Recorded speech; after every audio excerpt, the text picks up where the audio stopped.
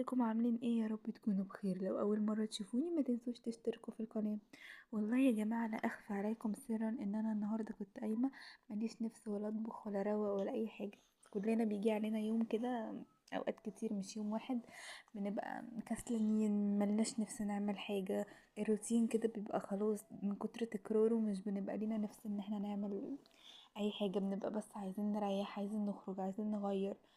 فانا ما كانش ليا نفس ان انا اطبخ خالص، ولحسن حظي لقيت جوزي بيقولي ان هو كان نفسه في السمك السنجاري وان هو هيجيبه جاهز. انا في الاول اتخضيت طبعا، فكرت عايزني اعمله، فالحمد لله ان هو جابه جاهز، فكان حلو قوي يعني.